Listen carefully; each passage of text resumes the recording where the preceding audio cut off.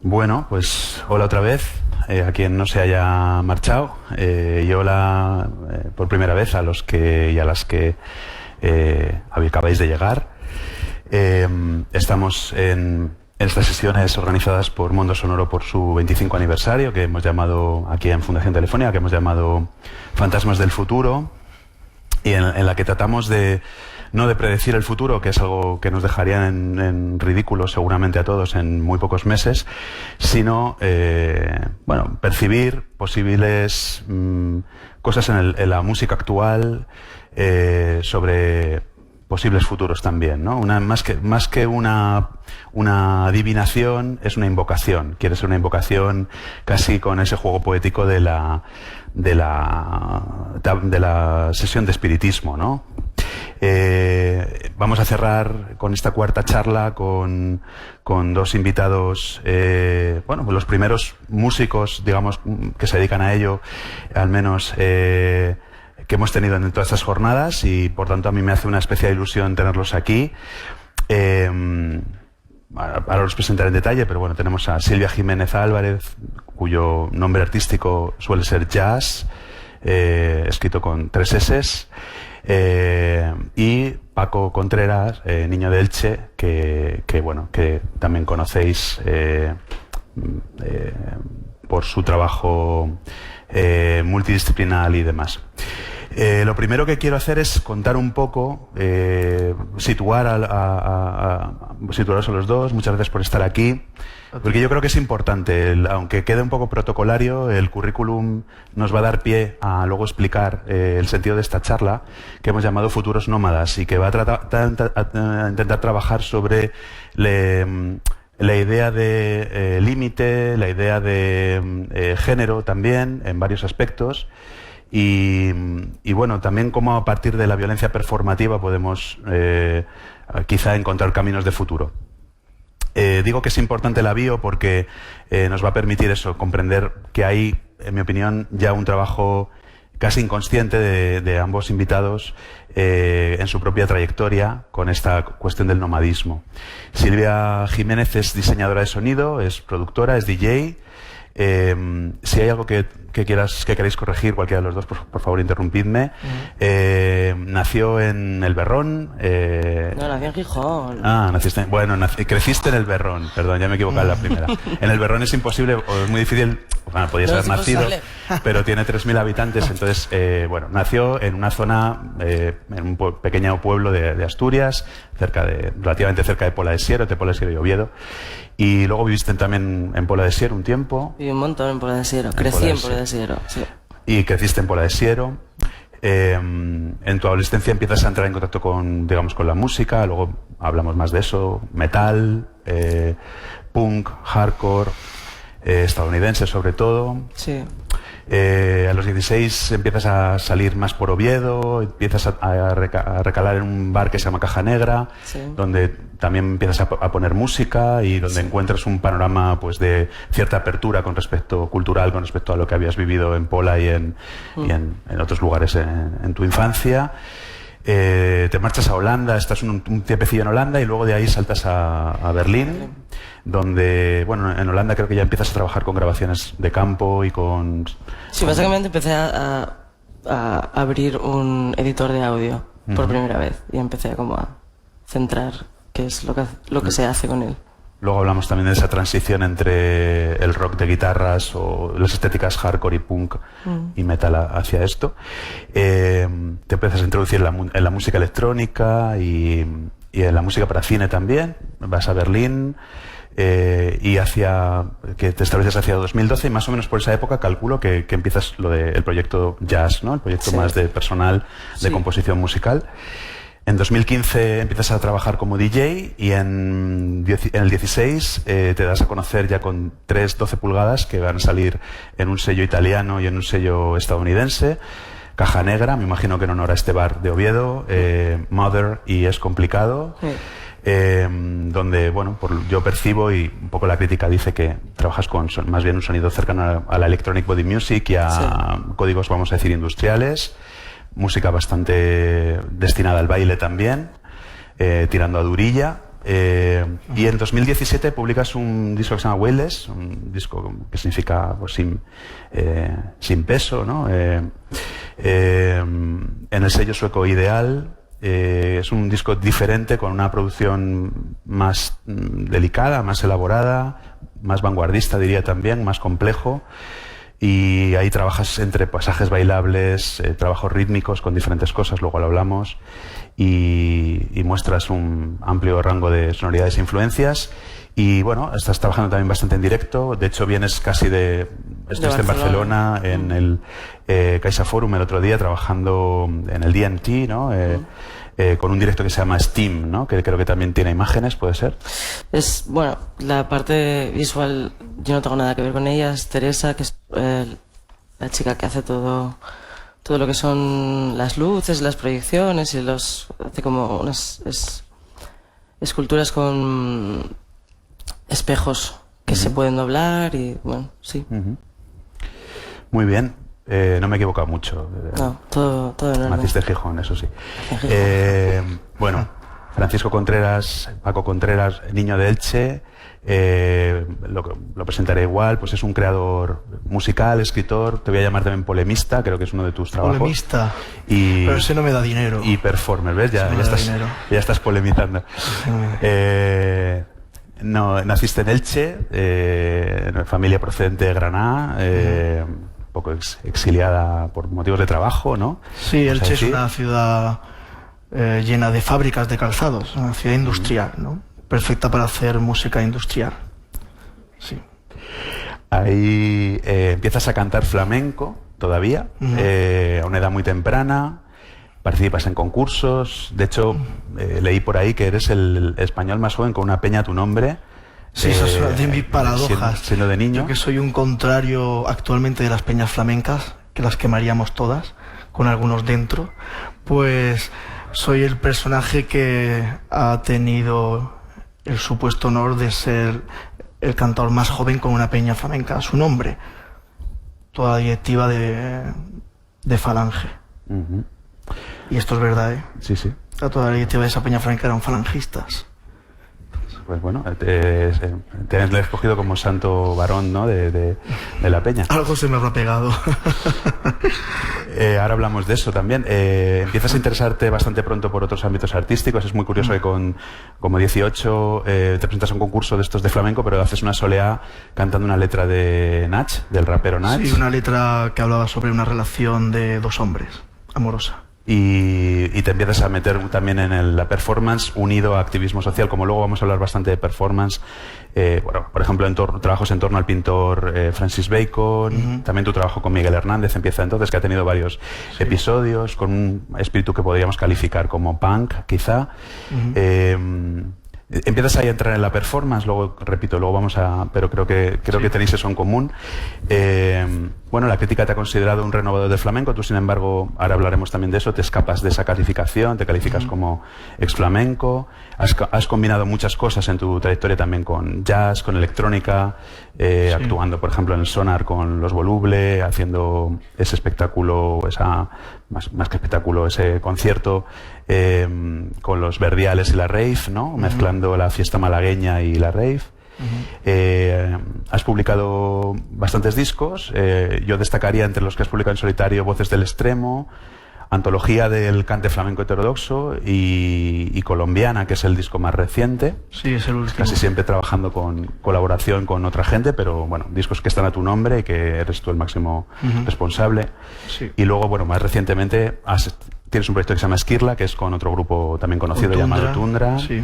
Y recientemente has montado esto de Fuerza Nueva con Los Planetas, ¿no? Con el grupo de Granada, que es una especie de simbiosis, ¿no? Sí. Y algunos discos más que no se conocen. Por ejemplo, un disco que hice sobre conceptos del minimalismo norteamericano, ¿no? Con un guitarrista francés que se llama Strates. Ese disco, por ejemplo, que son piezas como de 2 minutos. O la colaboración con David Cordero, ¿no? De Haciendo Nanas, Ambient, el single. ¿no? Es verdad. Y algunas otras cosas más. Sí, ¿no? Sí. también, bueno, escribes o participa o eres cómplice de libros, ¿no? Como No Sí. comparto los postres, y de hecho vienes ayer también de un estreno cinematográfico que se llama Todos somos niños, Eso que es. dirige Sergi Cameron, y que bueno, es una especie de documental en el que participas, ¿no? Como no lo he visto, no sé muy bien. Bueno, es un documental donde la idea era invitar a una serie de artistas a una serie de países o de zonas, porque una de esas zonas o de esos territorios es Internet, ¿no? Que es como una especie de estado, ¿no? También, o de universo, o de pluriverso.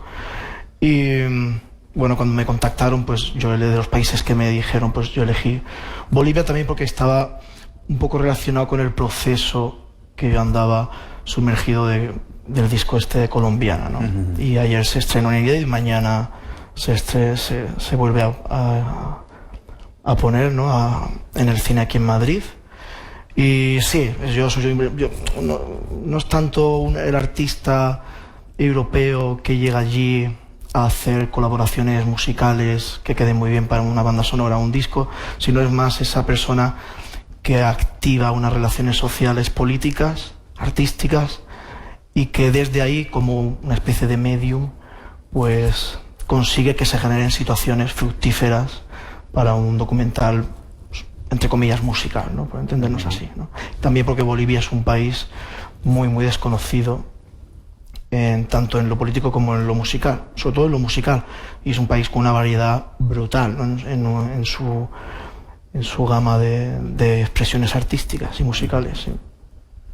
Bueno, por eso decía que como creo que todo el mundo, más o menos, si habéis seguido el hilo, espero que nos haya hecho mucho tostón, pero que me interesa no tanto para enumerar los logros, que también, de los invitados, como para explicar ese carácter que ya tiene su propio trabajo, pues bastante errante, que es un poco en lo que me gustaría centrar la primera parte de la conversación, ¿no? El tema de, y ahora ya os doy voz, el primer bloque me gustaría dedicarlo al nomadismo, desarraigo, hablar también de la raíz, de la tradición y la tradición a la tradición, de los límites, de las fronteras.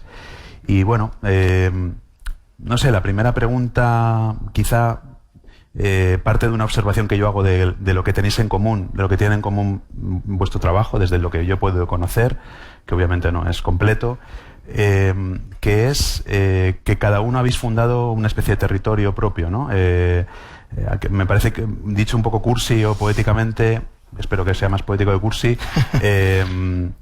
me parece que hay una especie de país musical que se llama Niño de Elche, que es tuyo, Paco, y que está súper abierto, que tiene unos límites muy borrosos, y que también se mueve mucho, y que no está localizado en unas coordenadas.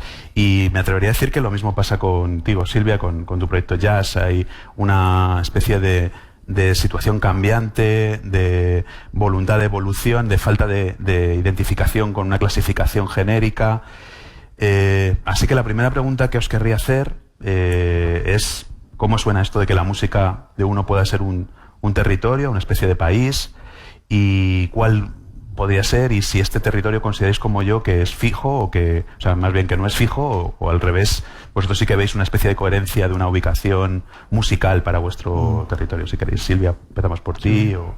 No sé, yo como sea fija, pues Vamos lo mal. dejo ya. Porque no sé, sí que es una buena analogía el tema de poner como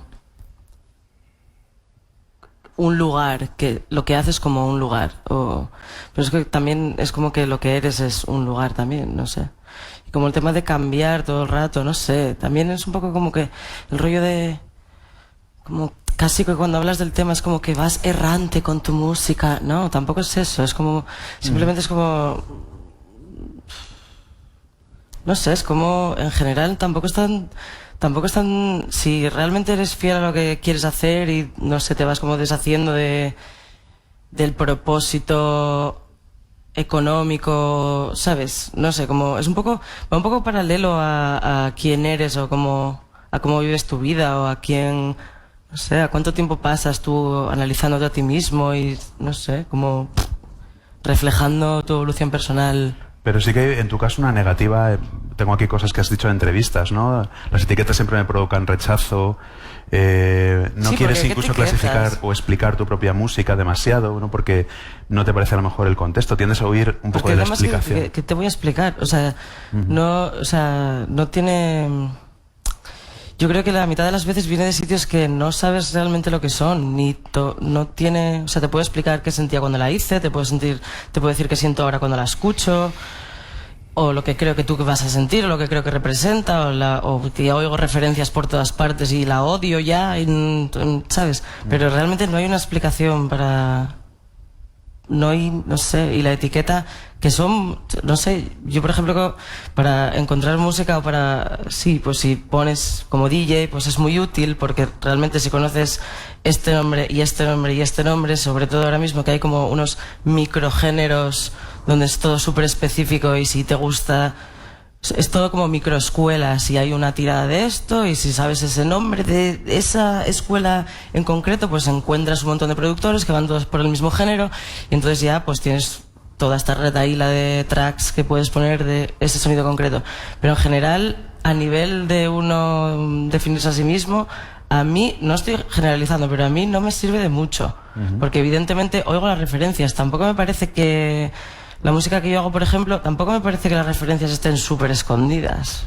O sea que están ahí. Ahora, la mitad de las referencias que se podrían oír por ejemplo, en Weightless, el concepto de la gente que hizo esos discos, que en teoría son referentes, no tiene absolutamente nada que ver con lo que yo quiero transmitir. Que son casi referencias estéticas pero no tanto conceptuales, o a lo mejor sí, de otra manera, no sé, es como que todo es muy Borroso. como todo muy borroso, sí. Sí, yo creo que es que en eso tenéis en común, ¿no? Por decir algo que tú has dicho, Paco, te has clasificado varias veces como es flamenco, ¿no? Sí, lo sigo un siendo. flamenco militante. Recientemente has dicho, por ejemplo, la no definición artística, política de género, el ser ex no sé qué, está en la zona cero. Todo eso como abstracto es lo que me representa, o sea, te representa la no representación, ¿no? La no definición es la postura más política que hay y eso fastidia mucho. Y luego has dicho el flamenco, esto lo has dicho en la entrevista reciente de Fuerza Nueva, y esto cuesta mucho entenderlo, es sobre todo un arte de extranjería. Una cosa que se siente como propia y a la vez es de fuera. Yo creo que manejáis ahí un poco cosas... Bueno, la idea de país está muy bien traída, que no Estado, ¿no? Un país no es un Estado, un país es una especie de zona, ¿no? Donde sí es verdad que pulula una supuesta identidad, pero claro, ya entraríamos en el territorio de las identidades. Y como tú bien sabes, las identidades culturales no existen, son simplemente tensiones de ideas muchas veces muy abstractas, ¿no? Más cercanas al costumbrismo que a esto que entendemos por cultura, ¿no? Que también son diferentes estratos. Por lo que tú planteas, claro, yo vengo del flamenco y eso, aunque parezca una paradoja, es muy liberador. El flamenco es un arte, como a mí me gusta decir, sin origen y sin objetivo, pues como el arte chino, ¿no? O como Morton Feldman hablaba de la luz de Rembrandt, ¿no? Que decía que era una luz sin origen y sin objetivo, ¿no? Pues esto igual, el flamenco tiene esa suerte. Pero también es una especie de tragedia, porque cuando reconoces que no tienes ni origen ni objetivo, pues sufres el mal del huérfano e intentas construir tu historia a pesar de los pesares, continuamente. Se convierte en una tragedia, porque también construir la historia desde una memoria, ¿no?, cercana al Alzheimer, una memoria vacía, ¿no? Es una tragedia, nunca se solucionará, ¿no? El traje te lo puedes cortar continuamente como tu anhelo del alma te pida. Entonces los flamencos tenemos esa liberación por un lado, pero también tenemos la otra tragedia, la del huérfano. Como muy bien has apuntado, somos gente desarraigada, pero también por eso los discursos nacionalistas continuamente vuelven al discurso de los flamencos, ¿no? Lo identitario, un poco. Lo identitario, ¿no? Lo hemos vivido con el Estatuto de Autonomía de Andalucía, lo hemos vivido con Murcia, con Extremadura, con todos estos regionalismos, con el concepto de lo español a la relación del flamenco, ¿no? Todas estas mierdas, ¿no? Y para mí eso ha sido siempre una liberación. Y desde ahí para mí es donde respiran todas las prácticas artísticas que yo intento que yo intento proponer desde ahí, ¿no? Las etiquetas, pues la frase que comentabas es una frase que recogí de Alberto Santamaría, que decía que hoy en día el acto más político precisamente es el no identificarse con nada, ¿no? Un poco de ahí respira también la teoría queer, ¿no? Esa cosa híbrida, la paradoja de este mundo actual, ¿no? En el cual vivimos, en el mundo supuestamente más híbrido, en el momento histórico, en un sentido mundial más híbrido, donde todo está mucho más entremezclado, pero como bien dice Silvia, es donde mucha más etiqueta hay, donde suponemos que es un mundo abierto a la escucha, donde para mí es un mundo, según qué tendencias, muy duro de oído, ¿no? Todo eso, esos contrastes y esas tensiones a relación de estos conceptos siempre nos generan incomodidades, pero a mí lo que me interesa es que generen incomodidades fructíferas, ¿no? Y yo creo que somos realmente como la gente que podemos respirar en esa zona cero, en continuo desplazamiento, o en ese anhelo de las artes líquidas, ¿no? La zona cero es una zona un poco por construir también, ¿no? Como sí, me suena a por las construir, Torres Gemelas, ¿no? o que realmente no quieras construir nunca, ¿no? Porque para mí construir, claro, yo que vengo de las vanguardias, lo de construir me parece siempre un acto contrario a la creación muchas veces, ¿no? También depende de dónde limites el concepto de construir, ¿no? Pero bueno, todo esto lo que nos enseña es que siempre hay una sombra, en la práctica artística siempre hay una sombra, y en el momento que tú planteas que estás fuera de todos estos conceptos tan incómodos y muchas veces tan invertebrados, como son raíz, como son límite, como son vanguardia, como son tradición, como es zona, como es música propia, como es estilo, como es propia estética. Si vas huyendo de todo eso, realmente no sabes quién eres. Pero hay algo mucho más importante de eso, que es no saber quién eres. ¿Eso te va a pasar? Es saber quién no quieres ser. Para mí eso es muy importante. Entonces por eso siempre estoy continuando en desplazamiento. Un poco una huida, ¿no? Soy un huida o un suicida, pero sí, por ahí anda la cosa. Y es que lo del el tema de las definiciones y de, ahora que hablaste de la escena queer y todo, es como que hubo ahí un intento de que la gente empezase a entender cosas que no entraban dentro de los cánones entendidos ya, a no ser que fuesen grupos reducidos de gente normalmente marginalizados. Y entonces en ese intento se empezó a poner se empezaron a sacar nombres que los tienen que tener y se intentó hacer a la gente entender que tienen que hacer el esfuerzo de respetar esos nombres con los que la gente se quiere identificar, ¿no? Vale, pero es que lo que se intenta... Entonces es como que antes teníamos las cosas en cajas y ahora las tenemos en cajas más pequeñas y tenemos más cajas. ¿Sabes? Pero lo que yo creo que también el ejercicio de aprender a reconocer y a lo mejor analizar de tu propia manera algo que nunca has visto antes, no te tiene ni por qué agradar ni por qué desagradar, no sé, a lo mejor te produce una sensación que no sabes exactamente lo que es, y eso es fantástico, ¿no? O sea, lo de agradar, no agradar, tal, eso yo creo que es el ejercicio que no se hace en general. Yo, el tema de relacionar tema estilístico, música y tema de la vida en general es como que siempre es que es lo mismo todo el tiempo. El tema es que no sé, también nace un poco de la necesidad de capitalizar en todo. Esto es esto y no lo otro, y que quede claro que esto es esto y no lo otro, porque esto es dirigido a este consumidor y este está a otro totalmente distinto, y no nos vamos a mezclar, porque entonces el sentido de identidad todo el tiempo. Y el sentido de identidad todo el tiempo, y a propósito de que tú hables de la tragedia, va a ser una tragedia sí o sí. Que perteneces a este grupo y entonces pasas cierto periodo de tiempo que posiblemente vaya a ser traumático porque eras joven, identificándote con esta gente, y te lo hizo pasar muchísimo mejor que estando tú solo. Fantástico, pero va a ser trágico. O sea, no te vas a librar de la tragedia que es la existencia al final. Y es como, no sé, ya me estoy yendo yo por los cerros. Hablabas un poco también, ¿no? de que quizá... Yo es que no sé si sois conscientes, me imagino que sí, pero que sois bastante bichos raros en el sentido de Bichos raros. Ambos. Hombre, si vemos la vanguardia de los 60, somos socialdemócratas, ¿no? No, pero digo, En las claro, prácticas, no en ¿no? contraste con una genealogía histórica, pero sí en un momento actual en que todo se tiende a homogeneizar, en que ya no solamente lo que tú comentas, Silvia, de que hay una tendencia a colocar etiquetas y micro nichos y microetiquetas, sino que de hecho hay una tendencia mucho más masiva, que es a pertenecer a algo en el que estamos todos, ¿no? Hay una necesidad y al mismo tiempo están surgiendo como la tendencia contraria, que creo que cada uno desde vuestro lado representáis los dos, que es esa necesidad de escapar de la clasificación y de la normalización, por tanto, del mercado, de colocarte como una mercancía en un sistema De eso no escapas. de representación. Yo no creo que de eso escapes. Te van a poner ahí donde ellos consideren que te van a poner, vas a poder escapar a veces te van a, ¿sabes? Vas a tener un poco de voz para definir, no, pues de hecho, no, esto es tal, pero realmente no escapas. Pero no vas hacia la luz como una polilla que va a ser...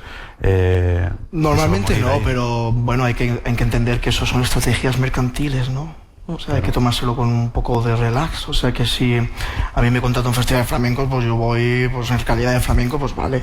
Eso no es importante. Lo importante es lo que yo haga. Si eso limita o no mi acción y mi propuesta artística. Pero yo el territorio de las etiquetas en un sentido conceptual y de proceso artístico es lo que he comentado, ¿no? Esta cosa de la huida, pero después lógicamente hay un espacio mercantil de la industria pues que uno lo juega, es una estrategia, es una especie de batalla, ¿no? Porque uno sabe el estado de cosas en el que se mueve y por lo tanto con esos avales juegas, ¿no?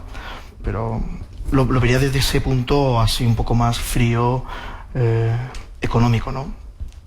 No le daría la importancia, digamos, más sentimental o emocional de la cosa, ¿no? De la práctica artística. Es un rol más, ¿no? Que juegas en ciertos momentos, pero que... O por si ejemplo, entendemos cuando- que esto es un Es teatro... como un contexto, claro. casi, ¿no?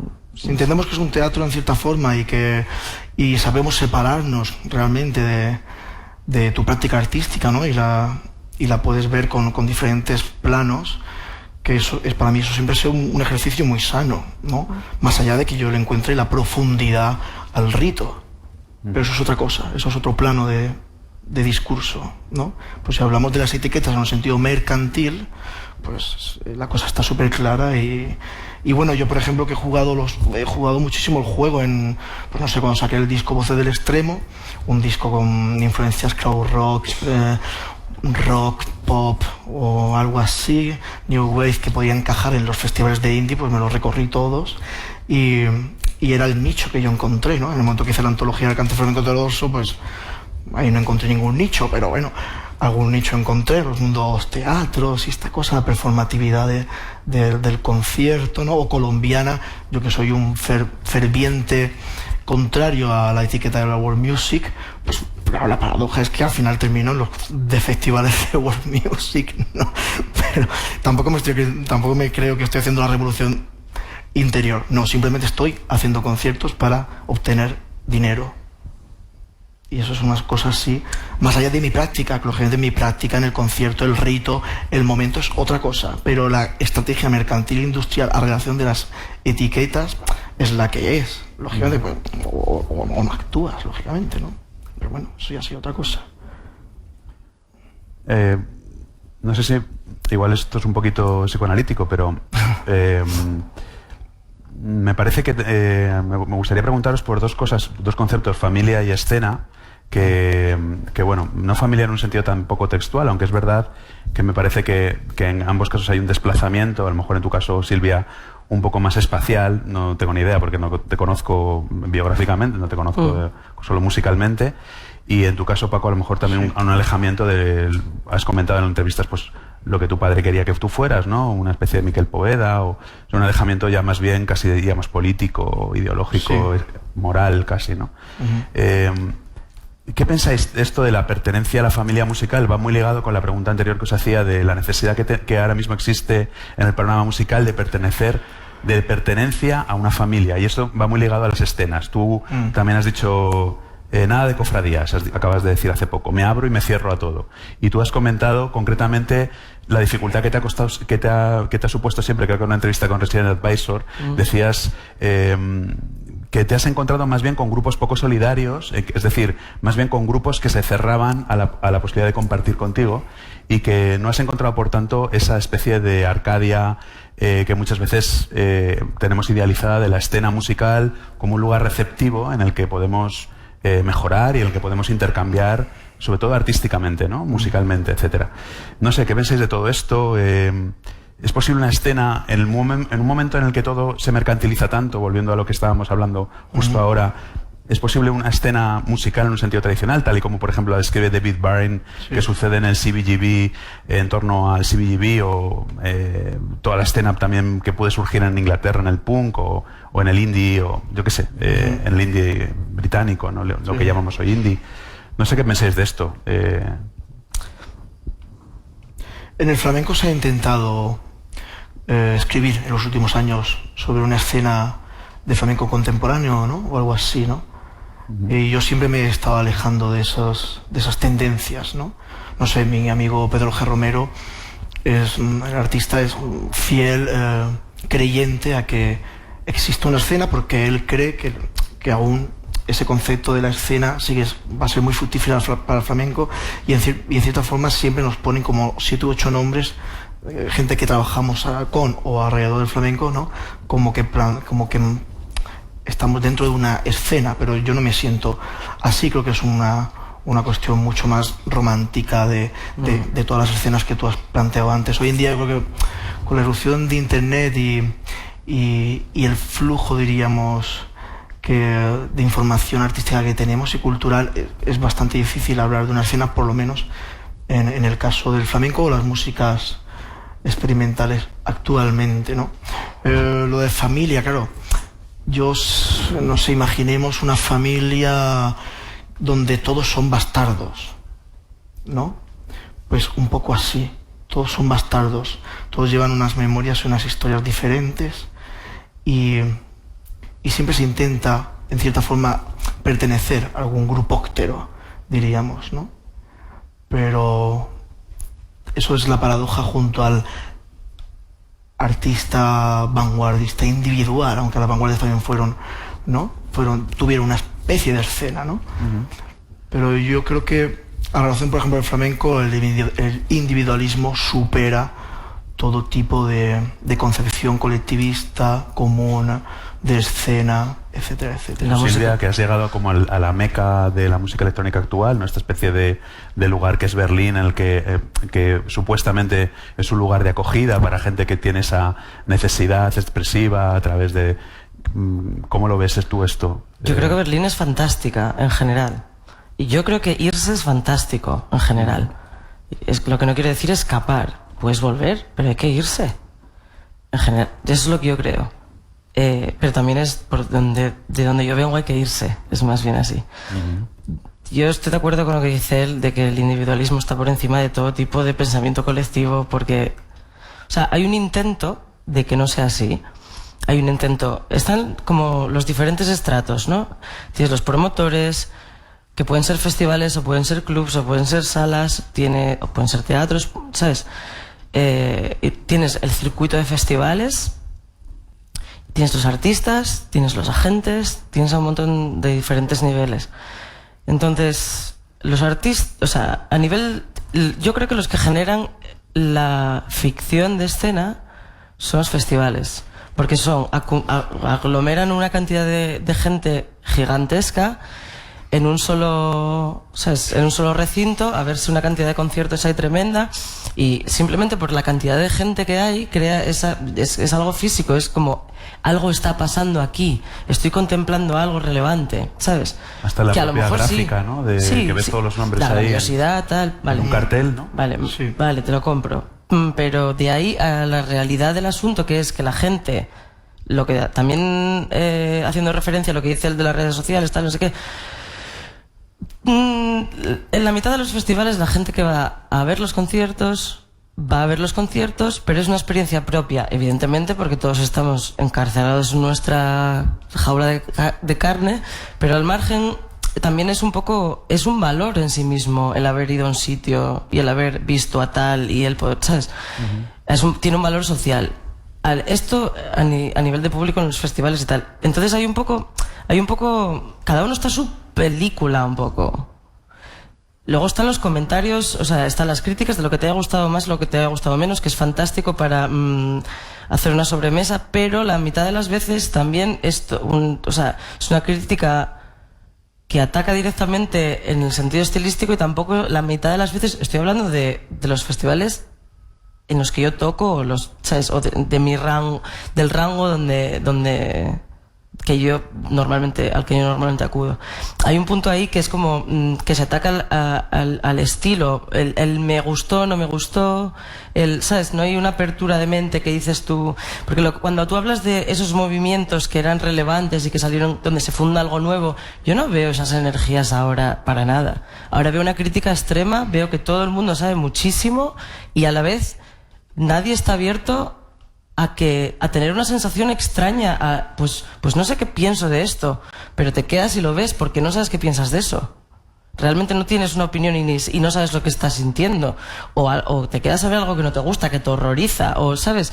Es como una crítica constante basada en unos parámetros que a mí me horrorizan, y eso imposibilita tener ningún tipo de escena, porque estamos, o sea, ¿sabes? Es como todo es un antagonismo ahí, y luego en el terreno de los artistas también, es que si ya entramos en el tema de la sensación de competencia, no sé, es que yo creo que ya llegamos a unos niveles de capitalismo y de, no sé, que es un poco como, ya no es ni culpa o sea, no es culpa, ya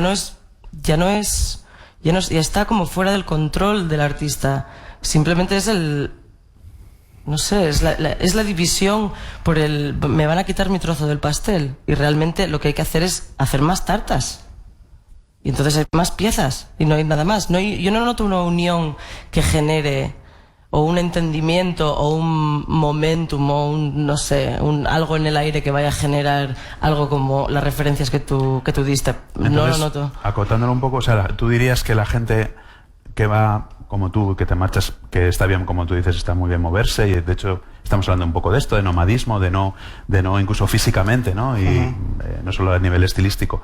Que tu conducta sea un poco errabunda y tal, pues está guay. Pero además por el hecho de que está bien moverse, tú no te has encontrado... O sea, la pregunta es, ¿por qué la gente se va a Berlín? ¿Porque es un centro económico o porque hay una escena? Esa es la pregunta malintencionada ya. O sea, con mucha carga de opinión, porque no es una pregunta ingenua, claro. Depende de dónde vengan. Depende, o sea, la gente se va a Berlín porque Berlín es una ciudad que históricamente es bastante atractiva. Históricamente es bastante atractiva y es como la ciudad del libertinaje, y es verdad, en muchos aspectos es una ciudad donde tienes unas libertades que en otros sitios no las hay, y una oferta cultural. Con cultural a lo mejor me estoy refiriendo a cierto tipo de música o a cierto tipo, porque Londres también en otros aspectos tiene mucho más que ofrecer, ¿sabes? Cada una tiene su... Pero bueno, está especializada en cierto tipo de cultura, cierto tipo de actividades. Y está... ¿Por qué la gente se va a Berlín? Pues porque es una ciudad excesiva que tiene muchísimo que ofrecer. Y luego, pues te vas, supongo. Un poco mercantil, ¿no? También, pero bueno. Es muy mercantil, claro. Sí. Bueno, es que el desplazamiento tiene como las dos vertientes, ¿no? La vertiente así como personal y después la vertiente mercantil. Bueno, es que... Tú has estado hace poco en Japón haciendo una burrada de conciertos seguidos ibas con Israel... Con Galván, sí. Galván, el bailador. Bueno, ahí Japón es el ejemplo de lo mercantil. Claro, Japón es el ejemplo de lo mercantil. A Japón, desde un flamenco se va a hacer pasta, literalmente. Y yo he tenido la suerte de ir con Israel Galván y hacer lo que nos dé la gana. Pero normalmente se va a hacer dinero, ¿no? Me atrevería a decir, a intentar engañarlos. No sé, en Japón, claro, os podía contar mi anécdota de los flamencos, todas las barbaridades que han hecho a relación de los japoneses, ¿no? Y aún continúan con ese trauma, claro. Por eso pagan mucho aún, pensando que somos puros y auténticos, ¿no? Entonces son espacios donde realmente se el dinero a relación del valor de una propuesta artística, pues es otro, ¿no? Y lógicamente ahí está pues toda la romantización, por ejemplo Berlín, que es pues, lógicamente tiene una carga romántica para una serie de músicos no brutal, como Londres, como Barcelona, la relación de la electrónica, como Sevilla, la relación del flamenco, ¿no? Y eso también esos son sobre todo valores económicos, ¿no? Y que aparte explotamos cada cual, ¿no? Y en cierta forma lo explotamos, o sea, esta cosa de todo el discurso que yo pueda tener de excéntrico, de extraído, de nómada, pues eso también no somos tontos, hay una parte, no hay un nicho económico mercantil que también está cercano a eso, ¿no? Entonces, bueno, es una realidad, hay que ser lo más honesto posible ante eso. Continuando un poco con esto, yo tengo aquí apuntado fundar un territorio, lo habíamos hablado ya un poco, de los márgenes al centro mediante la heterodoxia. Me gustaría empezar a introducir el elemento de ruptura, ¿no? Que al final todo esto es para haceros una pregunta sobre la posibilidad de encontrar algún trazo del futuro en esto. Yo tengo la sensación, es una percepción, me imagino que comparte bastante gente, que dentro de este camino de hacia la ortodoxia y hacia ser etiquetado y hacia la necesidad de estar conforme con un sistema de cosas. Ayer, en la charla de ayer hablábamos mucho, en la segunda charla con Frankie Pizza y Silvia Bianchi hablábamos mucho de esto, de cómo se ha asumido la necesidad imperiosa de convertirse en marca, el autobranding, la hiperexposición en redes, colocando permanentemente una imagen, etcétera. Y esto en música yo creo que se traduce en una homogeneización que además tiene que ver también con la música, que también lo hablamos en la mesa primera de ayer, pues de, por ejemplo, los talent shows, o también los algoritmos deductivos o predictivos de gusto, las listas de reproducción y todo esto. Pero frente a eso hay como tendencias que parece que hacen lo contrario, ¿no? Me parece una muy clara para mí es lo que ha ocurrido con la llamada música urbana, mal llamada probablemente, pero no paremos ahí, que es una cosa desde los márgenes, pues igual que ha ocurrido antes con otras cosas en las que a lo mejor hay que mencionar el flamenco o lo flamenco, desde los márgenes hacia la centralidad del discurso cultural, ¿no? Hacia una especie de hegemonía tomada desde lo marginal. Y algo parecido está ocurriendo, pues, por ejemplo, en España, en Galicia, en Asturias, en la España interior, incluso en lo no flamenco, si lo queremos llamar así, con la toma desde una marginalidad que es el folclore, es decir, la música previa al pop industrializado, ¿no? Está, por ejemplo, el fenómeno del folk gallego electrónico, bayuca, gente así, ¿no? Está ocurriendo también en Asturias, con gente que está revisitando la tradición, la está intentando llevar a otro lado, o tú estás aquí, pues cosas que has hecho como con Voluble, etcétera. No sé cómo veis esto, si es posible fundar un territorio musical en el sentido que sea autónomo, que no tenga límites, pero al mismo tiempo que sea central, es decir, que se coloque en una posición central, o eso simplemente es una cuestión de dinero, el colocarse en esa posición central. Sé que es una pregunta, en realidad son tres en una, pero bueno. A mí la palabra marginalidad en este contexto del que está hablando me resulta incómoda. ¿Qué marginalidad puede tener nuestro querido Ale de Bayuca?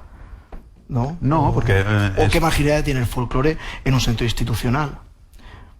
El folclore hoy en día, las instituciones que defienden el folclore son instituciones subvencionadas, ¿no? También tienen una marginalidad dentro de la concepción pop. Pero Paco, están muy lejos del discurso homogéneo pop, ¿no?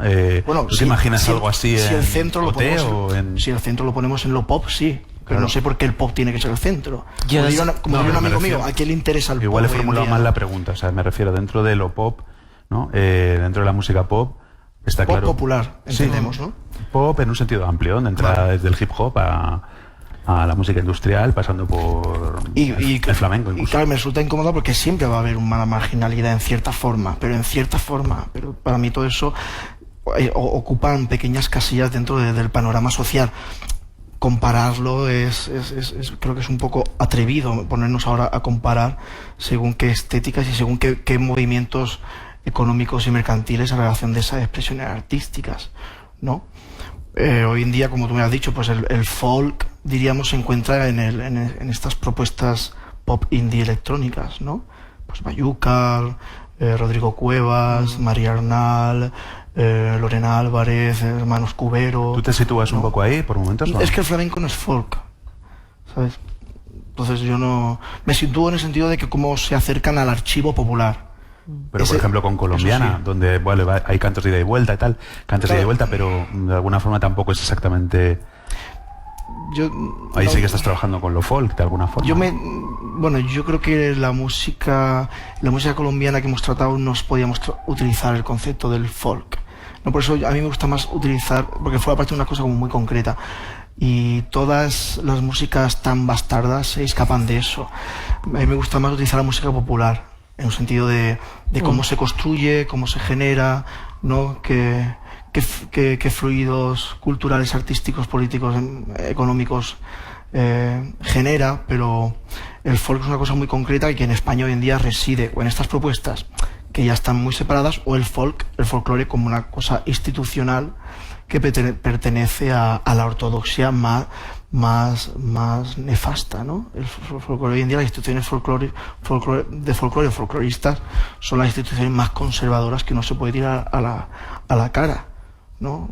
Atravesadas por un nacionalismo, atravesadas por la idea cultural, la construcción contemporánea de la idea cultural, atravesadas por una práctica artística, musical, diríamos, totalmente descafeinada de lo que es una práctica anárquica de lo popular, entendido, ¿no? O sea, se malentiende muchísimo lo que es el archivo, ¿no? Se malentiende muchísimo, pues no sé, toda la concepción de archivos de música popular como Lomax y todas estas cosas, ¿no? Se malentendió todo eso y ahora se han convertido en las instituciones para mí a batir, en un sentido bueno, en contra de esas supuestas ortodoxias, ¿no?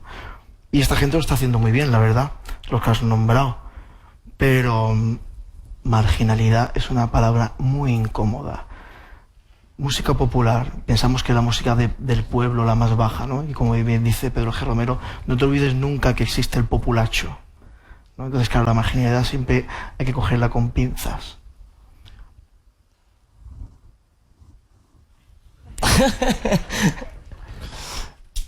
Vale. Bueno, esta es mi paranoia con la palabra marginalidad. No, claro, No, pero es verdad, a mí también me llamó la atención. No sé si creo que no me he explicado bien, Pero bueno, os quiero hacer una última pregunta, porque hay que dejar paso a un turno del respetable, de los asistentes.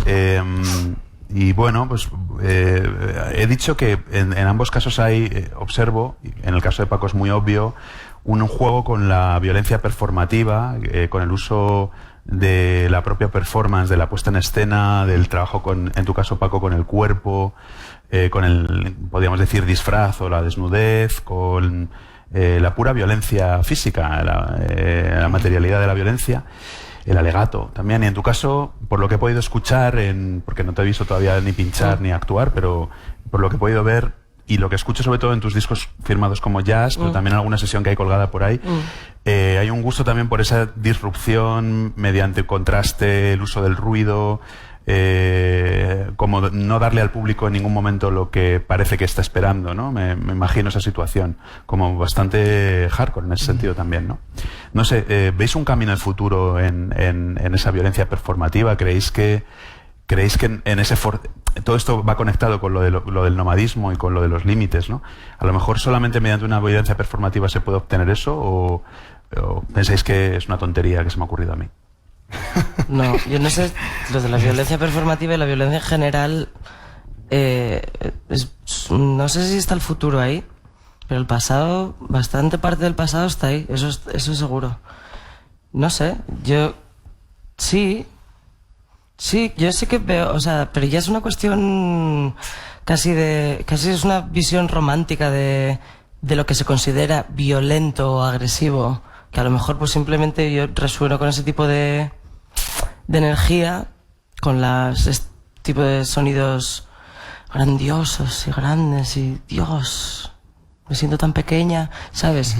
Pero yo creo que eso, no sé si veo el futuro, porque si viviese el futuro de esa manera, eso querría decir que muchos conceptos no han cambiado, porque es muy clásico eso, es muy viejuno. Sí, pero al mismo tiempo el centro, digamos, del discurso dentro de la música pop contemporánea es tirando más bien a complaciente, ¿no? Tirando más bien a a que te gusten las cosas, ¿no? Es también es una época de gustar en vez de disgustar, en vez de provocar lo que tú decías antes, ¿no? Una especie de catarsis trágica o lo que sea, ¿no? Que también comentaba Paco. Sí. No sé, Paco, tú que eres muy performer y tiendes a buscar esa especie de vía, ¿no? Sí, bueno, bien sabemos que no puede existir una sociedad sin violencia, ¿no? Ya lo social conlleva que una sociedad, para que se mantenga como entendemos una sociedad, tiene que haber violencia por un lado o por otro, ¿no? Diferentes estratos. Partiéndonos de ahí, uno juega, yo creo que la violencia yo la entiendo más en un sentido psicológico, más que... No, claro. Sí, más que en un sentido físico, que al final, bueno, pues sí, son al fin y al cabo estéticas que se cogen de unas tendencias artísticas o otras performatividades que bueno, que pueden generar unas ciertas cuestiones, pero a mí el último tiempo lo que me interesa es la violencia psicológica, ¿no? O la autoviolencia psicológica, ¿no? O la tensión, en un sentido psicológico que puede suceder esta cosa de los situacionistas, ¿no? En una situación, no cómo genera una situación. Eso la performance lo trabaja mucho, pero no solamente desde el cuerpo entendido como la cosa física, como si hiciéramos teatro físico, ¿no? No tanto eso, sino pues toda esa violencia que puede tener, pues yo qué sé, la tecnología, ¿no? No hay nada más violento hoy en día que la tecnología, o no hay nada más violento que el lenguaje, ¿no? Eso, cualquiera, que el aprendizaje de un lenguaje es lo más violento que uno puede tener, o el aprendizaje técnico, ¿no? De un instrumento, ¿no? De cualquier práctica, tiene muchísima violencia, o el aprendizaje a mantener sexo también tiene muchísima violencia. Entonces, estamos rodeados de la violencia, simplemente es saber conectar o reconectar esos pequeños fogonazos de violencia y trasladarlo a una simbología teatral, porque al fin y al cabo es eso, la música y todo eso es simbología, o sea, el sonido es símbolo, son símbolos al fin y al cabo, y todo lo performativo son simbologías que no atañen tanto a una violencia directa, sino a ese imaginario y a ese delirio que pertenece a la psico y que para mí juega que el partido se juega ahí, ¿no? Y más allá de vuestro trabajo, y por preguntar un momento, ¿veis eso? ¿Veis por ahí gente que esté trabajando con esta clase de violencia, por supuesto, vamos a decir, estética o psicológica, como dices tú? No me refiero necesariamente a una violencia de carácter físico, ¿no? En ambos ámbitos en los que, sin límites en los que os movéis, ¿no? Más bien difusos, pero ¿veis que hay una especie de tendencia a eso? ¿Que hay gente que está rompiendo con esta identidad, con esta clasificación y todo eso mediante una violencia performativa, o no? ¿O os parece que es una cosa muy peculiar vuestra y que hay muy poca gente en ese sentido? Yo es que no creo que yo trabaje desde ahí exactamente, porque yo no soy un creyente de los límites, o no soy un creyente, mejor dicho, de superar los límites. Nuestro amigo Miguel Álvarez Fernández contaba muy bien, ¿no? Esta cosa a relación de la voz, ¿no? La relación que podemos tener con lo que entendemos que es un límite, ¿no? Siempre cuando decimos la voz límite, el cuerpo límite, el sonido límite, ¿no? En ese recorrido, por hacerlo algo visual, si el límite lo entendemos como una línea, nuestra acción siempre se para mucho antes que esa línea, mucho antes. Sobre todo en las prácticas artísticas. En las prácticas artísticas encontrar el límite es algo bastante... Tenemos que ir a otro territorio, creo yo, más que en la práctica artística en sí. Por lo tanto, superación de límites, borrado de límites, no. A mí me gusta más hablar desde el... llevar o desplazar hacia extremos la práctica o las lógicas, pero el límite es algo que para mí superaría incluso la razón, ¿no? Estaríamos en otro campo discursivo, ¿no? Eso es lo que a mí me interesa. Y hoy en día creo que somos muy esclavos sobre todo del siglo XX, la performance, sobre todo, ¿no? La performance, somos muy esclavos del siglo XX. Y creo que yo lo último que he podido ver en un sentido performático, que es donde yo creo que más se acerca a los extremos, a las situaciones, a los estados, ¿no? Diferenciados de lo que podemos entender por el rito de un concierto y tal, son, diríamos, violencias que siempre atraviesan pues estos conceptos que hablábamos al principio, las identidades culturales, ¿sabes? La familia, Claro, la sí. estructura. Ahí, yo creo que hoy en día es donde más, el territorio más fructífero para encontrar una violencia fructífera a las prácticas artísticas, pero estéticamente seguimos siendo en el mundo del arte bastante esclavos del siglo XX. Creo que donde más se está llegando a otros territorios, y esto suena a una barbaridad, pero esto ya lo dijo Stockhausen, es en el mundo del terrorismo, y donde ahí se superan los límites de la razón, de donde, como dijo Stockhausen, donde se pueden cambiar las almas en un soplo, ¿no? Ahí es donde yo creo que es donde la violencia cambia el porvenir del mundo, el futuro. Está claro O sea, el que- futuro se cambia desde ahí. Que habría que, ¿No? probablemente, claro, sí, no habría que resignificar todas las palabras, ¿no? De Sí. violencia, límite, etcétera. No sé si tú querías comentar algo, Silvia. O... Yo es que creo que ahora mismo, con la cantidad de información que recibimos, es como que todo el rato, a la pregunta que tú hiciste de que si habíamos visto algo así, yo realmente no. Yo creo que todo lo que veo, escucho, consumo, en general, siempre, evidentemente con un montón de conceptos detrás, pero siempre está haciendo referencia a algo estético, o siempre es algo, ni se acerca a algo, a esa violencia de la que estamos hablando. Y yo tampoco creo que me acerque. No sé, no se me ocurre un ejemplo de ese tipo de violencia, porque ese tipo de violencia que es violencia / innovación. Porque estamos hablando, pues ese futuro, esa nueva forma durante un proceso artístico. No. O sea, es un atributo, digamos, estético y ya. Bueno, pues oye, sí. voy a abrir un poco porque si no nos comerá el tiempo y seguro que hay gente que hay alguien que quiere preguntar, Muy bien. ¿no? Estábamos en el turno de preguntas, ¿verdad? Muy bien. Pues por aquí hay una persona, por ahí hay otra, me parece. Aquí. Hola, ¿qué tal? No sé. Hola. ¿Qué Hola, tal? María. Hola. No sé si sentiros inclasificables o apátridas musicales os otorga en vuestro interior libertad, rebeldía o potencia, incluso la creatividad, o no os identificáis con ninguno de estos estadios. Gracias. A mí me parece como el estado natural. Me parece extraño que otros se sientan... Me gustaría saber cómo es la sensación de que formas parte de algo, porque realmente no sé lo que es. Entonces, para mí el sentido de rebeldía de esto y lo otro no, porque veo otros que sí que tienen, o sea, imagino en ciertos casos, incluso viendo las noticias, o ya ni mencionar lo del terrorismo, ves casos que sí que se podría hablar de rebeldía, y yo ni me acerco a la rebeldía.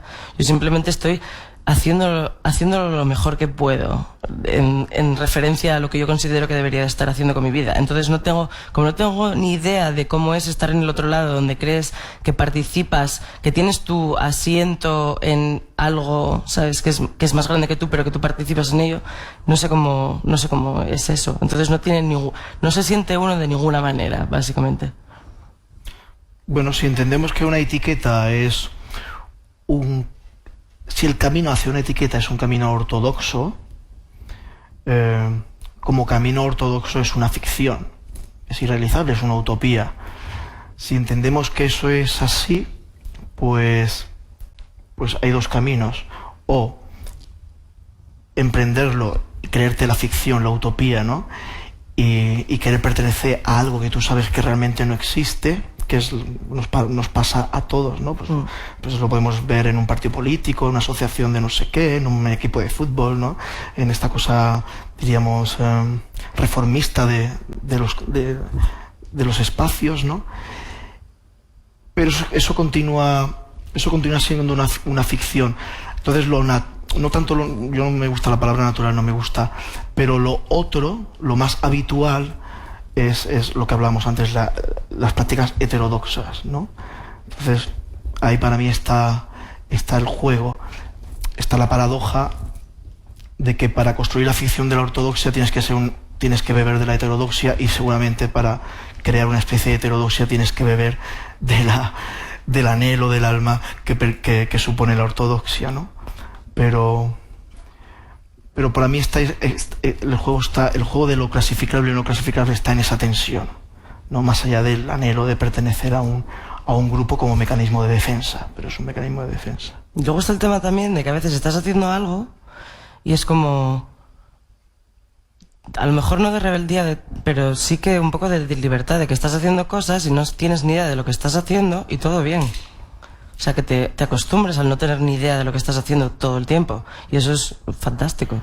Sí, bueno, y si abrimos la cosa de rebeldía, pues, o de revolucionario, o de revoltoso en el sentido de la revuelta, pues cualquier acto fuera un poco de la convencionalidad del ciudadano de hoy en día, pues sigue siendo un acto a reivindicar, ¿no? Pues yo qué sé, hoy esto, una persona que en la cafetería coge un papel en blanco y escribe algo, ¿no? Eso es en el sentido de la rebeldía, ¿no? Pero más allá de eso. No sé si había, creo que por ahí. Hola, Paco. Uy, he mirado a ese chico y has hablado muy parecida a su voz. Sí. Ha sido así como lo de quién sabe dónde. Y sin duda, ha sido él con una voz José Álvarez Burguillo. supuestamente femenina, ¿no? Ha sido como... Eso es lo que yo quiero conseguir. Eso, y no lo consigo. A Paco le gustaría que lo que preguntarais las dos personas a la vez, cosas Increíble. diferentes, seguramente. Eso es, sin hacer vocoder, porque si no... Vale, pues hago yo la pregunta y te la paso corriendo. A ver, en tu flamenco, ¿qué no existe de flamenco? El flamenco no existe. Vale, o Ya sea, partiendo de eso... no existe nada. No, el flamenco no existe. Quiero decir, en el tuyo. Yo no tengo flamenco, no tengo... Tú no tienes... A ver, yo soy muy amigo de Antonio Escotado y me leo sus libros sobre la propiedad privada. Pero más allá de eso, en el flamenco la propiedad privada no existe. No existe. En el flamenco no. Entonces yo no tengo mi flamenco. Porque no he aprendido nunca a hacer mi flamenco. Creo que realmente no he aprendido a hacer nada mío. ¿Y el flamenco? Y el flamenco no existe. El flamenco es una ficción. Vale, entonces, El flamenco no existe. en tu viaje a Japón, Sí. ¿cómo te contrataron? O sea, ¿qué querían de ti? Eso es muy... ¿Qué buscaban de ¿Qué ti? quieres de mí? Confiesa. ¿Qué obtuvieron de ti? ¿Cumpliste las Claro, expectativas? Cumplí las expectativas porque los japoneses están locos, están loquísimos. Tienen muchas ganas de gastar dinero y es la posverdad. La posverdad en que consiste en crear diríamos, necesidades que uno va y cubre, ¿sabes? Mediante la mentira. El flamenco es una mentira, pero eso no significa que no se pueda jugar con la mentira. La mentira es más allá. No hay que entender la mentira ni la ficción como una cosa negativa o perniciosa, todo lo contrario. Cuando yo defiendo que el flamenco no existe, es porque puede existir muchos otros flamencos. Entonces abrimos la compuerta de que cada cual pueda hacer lo que quiera, porque si decimos que el flamenco existe, ya estamos estableciendo unos límites y unos códigos preconcebidos. Entonces el flamenco nunca se ha movido desde ahí, por lo tanto yo trabajo desde ahí. Después, lo que hablaba antes, dentro de una contratación, ellos te dicen, no, te queremos a ti y a Israel Galván porque sois flamencos contemporáneos o flamencos experimentales. Pues muy bien, pues si tú quieres ponerle eso, pues muy bien, pero ¿el contrato de qué va? ¿No? Esa es nuestra pregunta, ¿no? Y es un acuerdo mercantil, ¿no? Y ellos, lógicamente, los carteles, pues utilizan sus perversiones para que se vendan más entradas. Pero eso no pertenece a mi práctica. Contemporáneo? ¿Cómo? ¿Allí eras flamenco contemporáneo? Allí era, pues según la persona que me veía, pues era una cosa u otra, desde un mamarracho hasta un payaso, pasando por un cantador súper clásico o un cantador antiguo que sonaba a futurista, o que dijeron muchísimas cosas, ¿no? Yo es que como soy de Murcia y tenemos el cante de las minas... Es que yo lo sufrí. Que yo lo sufrí. Entonces, ¿cómo lo A mí me dieron el premio en Murcia, en la Unión, el premio Joven Promesa. Como así, una cosa, mira, hablamos del futuro, una ¿no? redundancia importante. Sí, joven promesa, pero en el flamenco todos somos jóvenes promesa hasta antes de los 80 años. No todo el mundo es joven promesa antes de los 80. Me dieron ese premio y me retiré de los concursos porque entendí que si era una joven promesa nunca iba a llegar a ser nada. Claro. Vale, gracias. O sea, los murcianos me enseñaron mucho. El otro día estuve en Murcia en un ciclo de charlas de flamenco contemporáneo, que es una redundancia, claro. Decir flamenco contemporáneo es como decir flamenco contemporáneo actual, no sé qué. No tiene mucho sentido la de etiquetas. Vale, pues... Ahora es tu momento. Mi pregunta va muy relacionada con lo que habéis dicho las dos, sobre todo iba a formularla como exactamente como tú al principio, y es por lo que habéis dicho de ser bastardos y de que realmente si somos honestos, algunos de nosotros, como vosotros habéis dicho, pues no sabemos lo que somos, ¿no? Porque no está en nuestra cabeza el camino de las etiquetas, ¿no? Pero yo quería preguntaros cómo convive esa naturaleza en uno con la industria en la que yo, pues personalmente noto que hay una cierta presión o una cierta necesidad de etiquetarse para que alguien te pueda coger y exponer y que te puedan consumir. Estamos hablando de términos pues más mercantiles, ¿no? Y yo creo que a lo mejor, por ejemplo, en vuestro caso, que vosotros ya tenéis una trayectoria, pues tú puedes ir a distintos sitios y ser percibido como distintas etiquetas y a ti te da igual porque tú eres tú mismo, ¿no?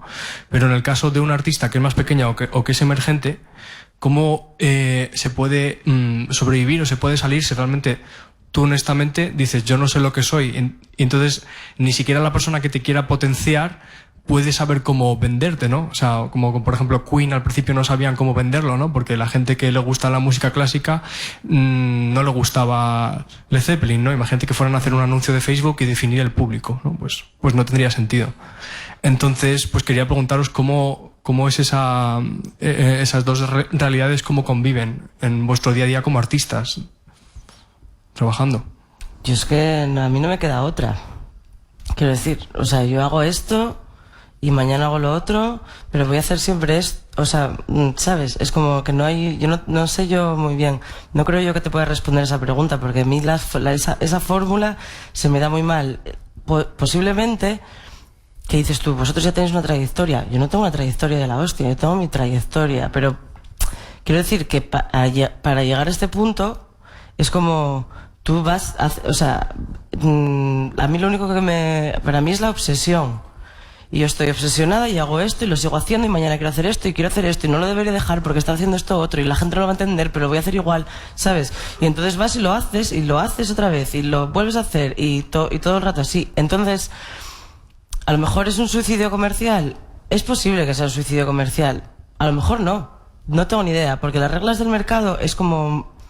Si tuviese que entrar en las reglas del mercado, lo que realmente el mercado quiere... Yo no tengo ni idea de lo que el mercado quiere. Me podría parar ¿sabes? Hacer un módulo o algo, una FP de qué es lo que el mercado quiere, pero realmente no tengo ni idea. A mí me cuadró que cierto mercado decidiese que yo era que les venía bien como producto para consumirlo de vez en cuando.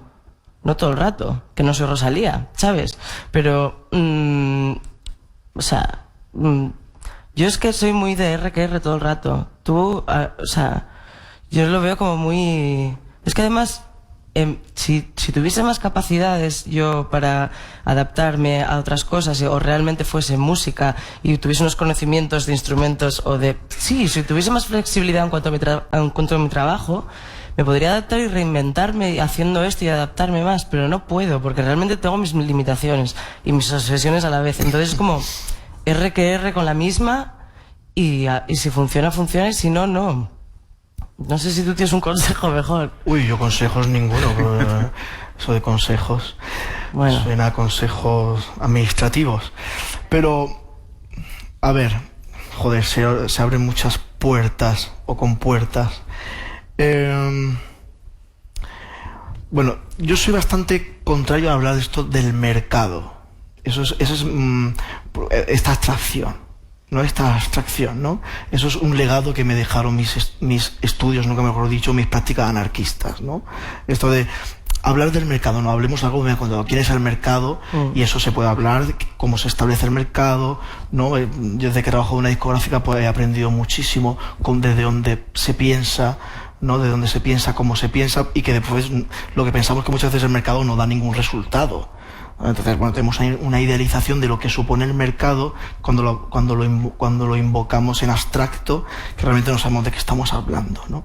Entonces yo hablaría más de la práctica y de tu práctica, diríamos, personal, que no tuya, sino personal, y desde ahí todos tenemos el mercado dentro, todos somos el mercado, no somos ignorantes, no somos inocentes, todos sabemos, pues cuando vas a vender un producto o a enseñar un producto o a mostrar un producto, sabemos desde qué código lo estamos haciendo, más o menos, ¿no? Más allá de las conspiranoias, ¿no? Y todos más o menos tenemos un conocimiento eso donde puede encajar. Y lógicamente, como decía el filósofo, todo posicionamiento conlleva una pérdida. Y tú eres consciente de eso. Y juegas esas papeletas. Pero es un juego, ¿no?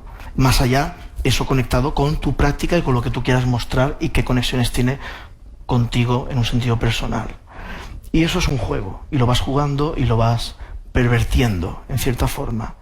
Lo que yo creo que la cosa que el fluir a relación de todas esas cuestiones mercantiles es mucho más paradójico, ¿sabes?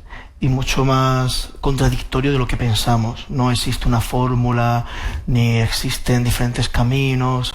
Es un hacer, un ir y venir, un probar, y ahí pues van surgiendo cosas que quieres ser o que quieres hacer y cosas que no quieres ser y que no quieres hacer, ¿no?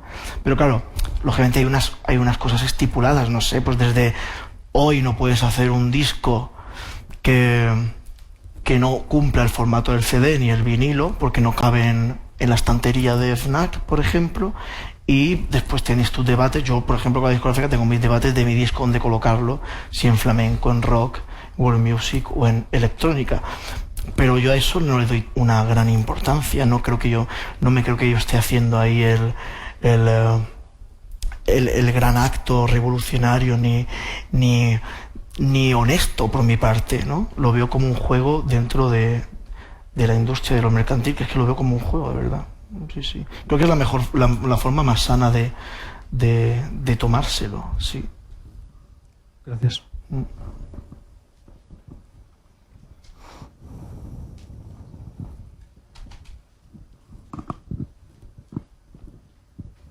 Vamos a tener...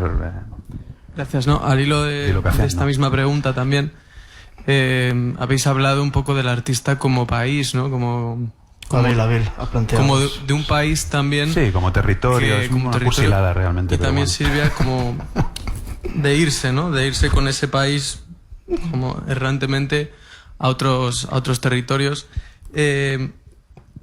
¿Cuál creéis que debe ser el papel, también un poco hilando con esa última pregunta, del artista desde el punto de vista de la gestión de su propia carrera? No solo desde el punto de vista artístico, sino desde cuáles deben ser sus competencias, si en ese futuro que imagináis, si creéis que debe inmiscuirse mucho en ese tema o se lo debe dejar a los gestores culturales, etcétera.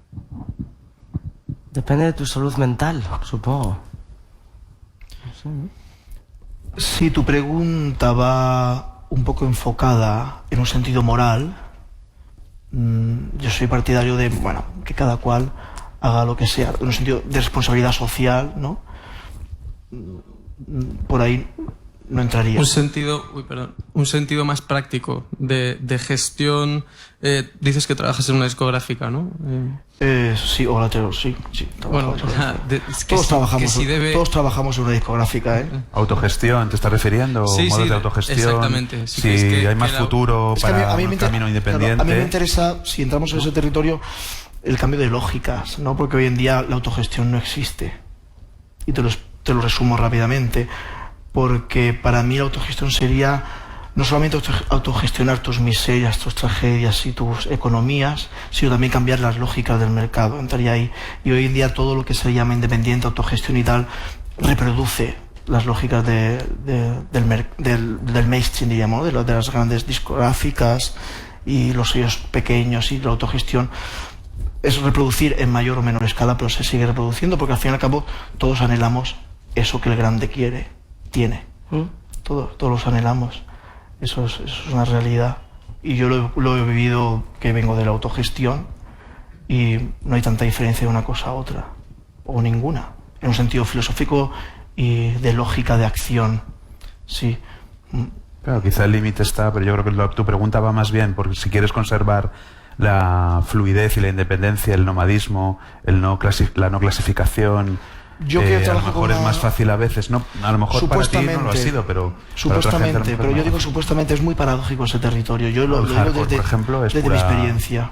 El hardcore del que tú también te has alimentado y a ti también te ha interesado. Sí. Y incluso el minimalismo estadounidense se podía clasificar como un sistema de autogestión en cierta manera, apoyado en ciertos actores, pero ahí hay una parte de que no todo el mundo puede estar haciendo lo que quiera dentro de un lógicamente, de un canal grande. No seamos idealistas, no todo el mundo, nadie hace lo que quiere.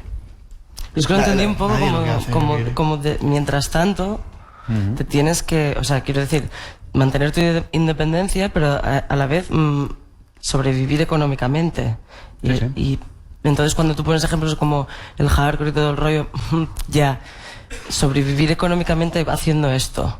Sí, el hardcore Estuvo. Ya, por eso, pero bueno, no hay mucha gente que ahora mismo que funciona, digamos, Que en la sí, que sí. autogestión.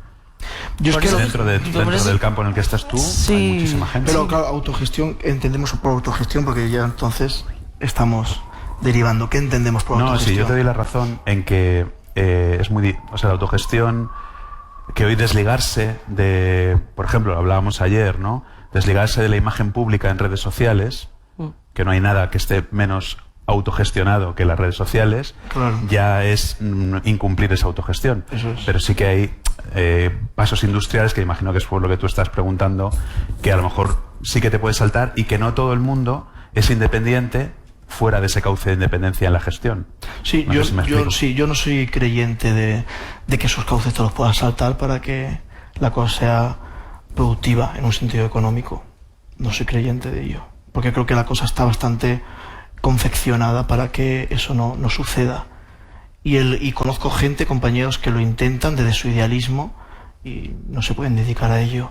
Porque el arte es un mecanismo, es una producción liberal, en el sentido del valor económico. La relación del arte no se relaciona por plusvalía, ¿no? Se relaciona por un valor que va mucho más, que pertenece a las instituciones, pertenece a empresas privadas, pertenece a público, pertenece a números, ¿vale? Pero no solamente es una cuestión cerrada, hay un valor fluctuante ahí que necesita de la estructura para que eso se mantenga. La autogestión siempre ha tenido una frase máxima, ¿no? Que era: tú eres lo que generas, ¿no? Y no me parece frase más fascista, porque entonces todos los músicos que generan poco y que son maravillosos, hoy en día no los conoceríamos. Mundo, o Arthur Russell, o de Amanda Galas, o yo qué sé, ¿no? Entonces, por suerte, en ese fluctuante valor económico se pueden mantener artistas supuestamente independientes, pero que no lo son. Dependen de una estructura, como todo, y de la estructura. Porque para mí hay una estructura, no hay más. Porque hay una lógica hoy en día de acción y de relacionarnos con eso que entendemos como industria. Más bien quizá lo que en un futuro podría salvar esa creación que no está sometida a las leyes del mercado sería precisamente no la autogestión, sino el estar sometido a una gestión de otro tipo. Podría ser. Por ejemplo, La eliminación de intermediarios. la ayuda de las instituciones, ¿no? El que tú no necesariamente tengas por qué vender X cosas, o por qué tocar en directo, o por qué hacer una gira por Japón o lo que sea, para poder comer, sino que hubiera un cuidado, que la sociedad tuviéramos un cuidado de la gente que crea, ¿no? Pero estamos un poco lejos de eso. Sí. Había nada. Hay que cortar. Ah, vale, es que no os estoy viendo, es que tengo un foco. Son las 9 exactamente. Pero aquí se cena un poco más tarde, ¿no? ¿Se corta o la última, pues? Empiezo entonces. Dispara. Vale. Es que Sin con violencia, esto que ha comentado Samu ahora mismo se me ha ocurrido otra pregunta. Hablaba Samu de vamos, de el cierre de puertas que puede significar para un artista incipiente la falta de una etiqueta en ese sentido. Y os quería preguntar, ¿creéis que para solucionar esto puede ser una buena idea la invención de tu propia etiqueta, la invención y definición de tu propio género musical? En este sentido, por ejemplo, vamos, va a sonar un poco a broma lo que voy a decir, pero tú, por ejemplo, decir, esto no es flamenco, ni es krautrock, ni es New Age, ni es su puta madre, es Pacontrenco. Pues es que entonces me convertiría como el verdugo del que huyo, ¿no? Entonces yo no soy comunista, no soy comunista. Entonces, claro, no puedo ir por ahí, porque entonces me estoy convirtiendo en el mismo verdugo. Y lo peor de crear una etiqueta no es tanto que tú seas el verdugo, sino que la gente que te sigue son los verdaderos verdugos.